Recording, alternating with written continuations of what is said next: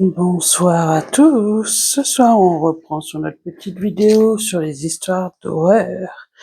Avant de commencer, n'oubliez pas de vous abonner, de laisser un pouce bleu et de faire un petit commentaire pour me dire ce que vous en pensez. Et n'oubliez pas aussi de continuer à me suivre sur les vidéos que je fais, que ça soit sur les recettes, les vertus, ou sur les histoires normales, ou même sur l'art, puisque je fais aussi quelques vidéos sur l'art. C'est pas du grand art, mais c'est plutôt intéressant quand même. Alors là, on est sur la partie 2, qui se nomme Lorraine, le 15 avril 2011. Ça a toujours été comme ça. La forêt prend et ne rend pas. Jerry est certainement raison. Lui comme tous les autres.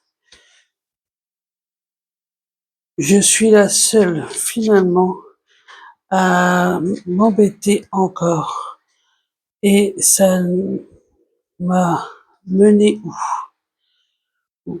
Voilà 6 ans maintenant que Gary Mackenzie, le shérif de Redwood, m'a confié à moi, sa première adjointe, le dossier des disparus. 6 ans passés à explorer la forêt sans relâche, à organiser des battues, à chercher ces jeunes, parfois sans aide, pendant des jours, à emprunter le moindre sentier, à hurler leur nom, jusqu'à ne plus avoir de voix. Mais la forêt est trop dense, trop vorace. Il est déjà 17 heures. J'ai promis à John, mon mari, de prendre quelques jours de repos pour souffler un peu. J'ai besoin de lever le pied. Gary m'a assuré qu'il gérerait l'affaire en mon absence. Dans un des cartons consacrés aux disparitions, je dépose le dossier à Larry Dewin, disparu en 2008. Je viens le superposer sur les autres. Tous ces noms que j'ai tellement lus et relus, toutes ces fiches, toutes les photos que j'ai tant épuisées. Oui. Hélène Ramos, Ken Hong, Jerry Strinking et les autres, avalés par la forêt des disparus. Dans quelque temps, on descendra ce carton aux archives et ils rejoindront des dizaines d'autres qui prennent la poussière depuis si longtemps. Redwood, la forêt des disparus. Je lève les yeux vers la carte, encadrée dans le mur de mon bureau. Redwood,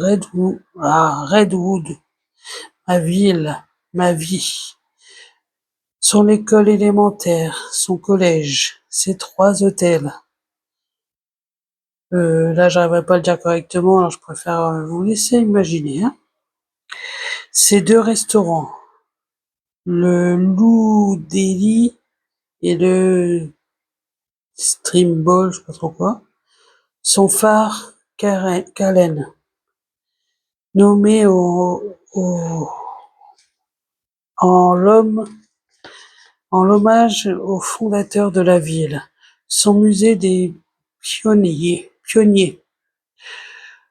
retraçant l'histoire des premiers colons, son port de plaisance, ses bateaux aux mâts rouillés, son centre-ville, ses vingtaines de bâtisses victoriennes, bijoux architecturaux de la ville, son bureau du shérif, composé de 3 agents. Notre shérif bien-aimé, Jerry Mackenzie, Owen, une jeune recrue, et moi-même. Et ses 1204 habitants, autant d'âmes sur lesquelles nous veillons. La plupart sont là depuis plusieurs générations, descendants des premiers pionniers. Ici, tout le monde se connaît, s'entraide. Jerry le répète souvent, notre ville, c'est la famille. Même si le reste du monde continue à devenir fou, on sera toujours là les uns pour les autres. Redwood est une des bourgades les plus isolées de tout l'Oregon. En empruntant la route 101 qui longe la côte, on ne trouve pas d'autres communes à 10 kilomètres à la ronde. Il y a bien Carpenterville au nord et Brooklyn au sud. Mais elles sont sur 2 autres planètes. Distance que l'on côtoie à peine, le bout du monde. C'est ainsi que les premiers habitants ont appelé notre région quand ils ont découvert, malgré une nature inhospitalière, je vais y arriver, inhospitalière et des conditions météorologiques terribles, il est considéré de s'installer ici, entre l'océan Pacifique à l'ouest et cette forêt millénaire qui s'atteint depuis 7 kilomètres tout autour.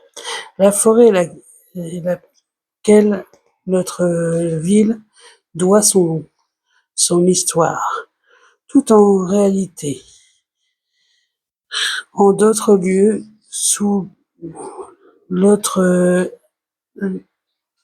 altitude, Redwood aurait pu être un patelin anonyme, sans histoire, le genre d'endroit qu'on aurait traversé sans s'arrêter en voiture, en oubliant aussi vite son nom, lu sur le panneau, mais pas ici.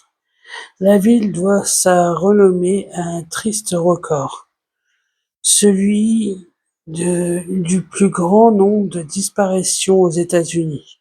Chaque année, ce sont plus de vingtaine de personnes qui s'évaporent dans cette forêt. C'est toujours la même rengaine. Malgré nos mises en garde, la myriade de panneaux placardés le long de la route, nos illustres répétitifs touristes, les randonneurs, souvent mal préparés, continuent à se prendre ou se blesser en explorant la forêt.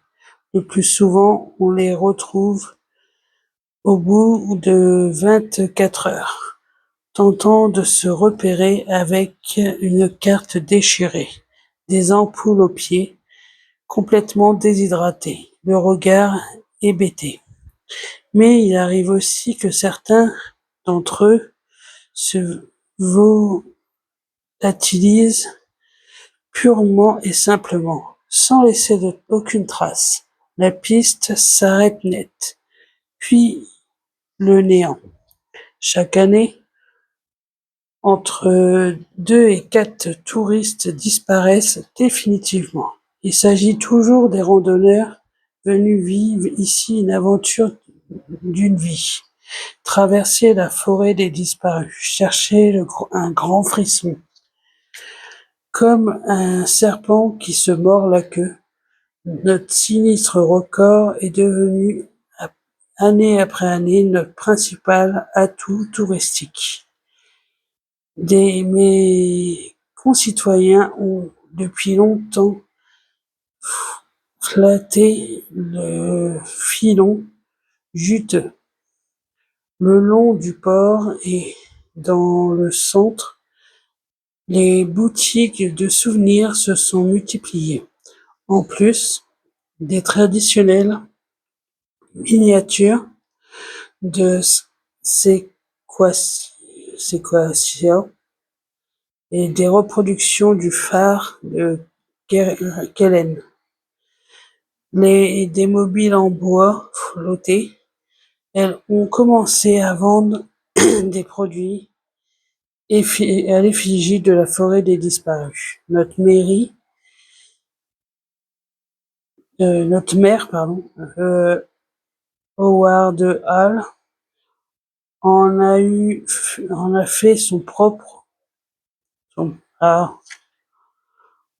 en a même fait poser le nom. C'est désormais une marque qui se décline sur tous les supports. Des tasses, des casquettes, des assiettes décoratives, des sets de table, des porte-clés, etc. Cette forêt, j'y passe le plus clair de mon temps, aux côtés de Jerry et Owen, et parfois 2 autres gardes forestiers en charge de la zone, William et le vieux Jared. John, mon mari, m'a dit un autre jour, avec ce ton professorial qu'il prend quand il veut qu'on l'écoute, Lorraine, chaque année, plus de 600 000 personnes disparaissent dans notre pays. La plupart ne seront jamais retrouvées. C'est un fait. Peut-être que c'est pareil ici, que les randonneurs font exprès de venir à Redwood pour faire croire à une disparition et de recommencer leur vie ailleurs. On ne sait pas. Il a raison sur un point. On ne sait pas. On ne sait rien. Je jette un dernier coup d'œil au dossier. Cette affaire m'a déjà tant coûté. Si je n'avais pas été encore fouillé dans cette foutue forêt à la recherche de Larry quelque chose, peut-être que notre fils Alex serait toujours ici, à Redwood, à nos côtés. Peut-être qu'il ne serait pas parti sans rien laissé derrière lui. Tout aurait pu être différent dans ma tête. Le moindre instant, le moindre geste de cette nuit se rejoue en boucle. Depuis, c'est encore pire pour moi. Je me suis laissé dévorer par cette enquête. Mais ça a assez duré. Je dois écouter John et lâcher prise. Je referme le dossier. Mon téléphone portable vibre sur mon bureau. C'est Jared, le garde forestier. Lorraine, je crois qu'on a une nouvelle disparition. Une dénommée Emily Bennett. C'est plutôt intéressant. Je me demande comment va être la suite. En tout cas, vous le saurez bientôt. Pour ce soir, c'est fini. On va s'arrêter là pour ce soir. On prendra un nouveau chapitre bientôt. Alors, avant de partir, n'oubliez pas de vous abonner, de laisser un pouce bleu, de faire un petit commentaire pour me dire ce que vous en pensez, de continuer à me suivre sur ce que je fais, ce qui est plutôt intéressant de savoir, que ça soit pour les histoires d'horreur, bien sûr, parce que j'en ai fait tant d'autres avant, que ça soit sur les histoires normales. Bon, c'est plus pour les enfants, mais c'est relaxant et c'est apaisant. Que ça soit sur les recettes, qui sont franchement plutôt pas mal. Assez simpliste, mais c'est bien. Et bien sûr sur les vertus et le côté artistique aussi. À bientôt et surtout ne faites pas trop de cauchemars.